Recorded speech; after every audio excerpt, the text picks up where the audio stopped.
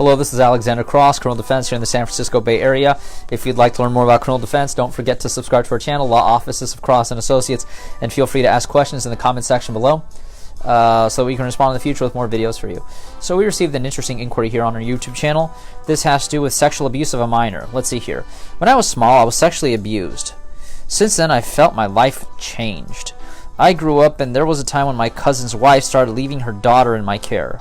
I was curious to do the same. I was curious to do the same that was done to me with the girl. So I started to touch her intimate parts, and the mom filmed me on a camera that she had in her house.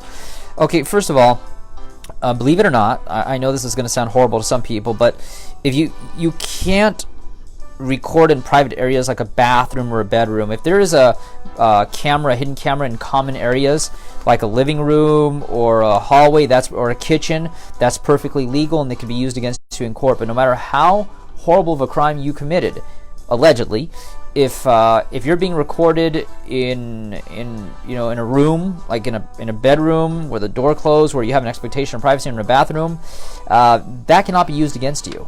Now, so I have to assume that it didn't happen in a bedroom, so we're going to throw that to the side. Now, in terms of touching a victim, even if you yourself were touched as a child, and the vast majority of child molesters that we have seen have been molested themselves when they were children, that's not a defense to the crime. It might be a mitigating factor to punishment down the line, but it's not a defense to the crime itself. Like, it's not going to get you off. Now, generally speaking, if let's say a man touches a little girl, breasts, vagina without penetration, or buttocks for sexual purposes, that's a violation of Penal Code Section 288A here in the state of California. It's a felony that carries up to 8 years state prison plus having registered as a sex offender for life under Penal Code Section 290. However, if the victim happens to be under the age of 10 and she alleges that there was any kind of penetration of her vagina or anus, well, then now we're talking about a violation of Penal Code Section 288.7. That's a felony here in the state of California that carries 25 to life.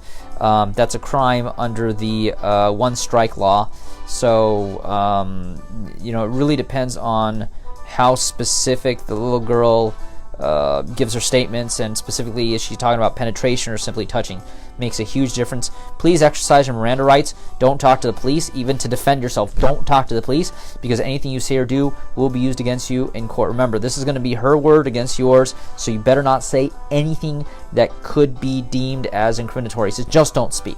Don't ever speak, because anything you say will never help you. It can only potentially hurt you, because the good stuff, that's going to be ignored. But the bad stuff, oh, that's going to be part of the report for sure.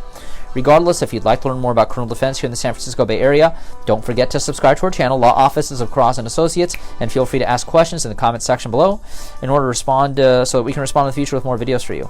But if you've been accused of a crime here in the San Francisco Bay Area and you need representation, give us a call for a free consultation at 1-800-862-7677. Once again, 1-800-862-7677. On our next video, we're going to be discussing the case of somebody who wants to know about whether or not he could be stopped for a DUI and not be arrested. Criminal lawyer, criminal lawyers, DUI lawyer, DUI lawyers. Criminal attorney, criminal attorneys, DUI attorney, DUI attorney.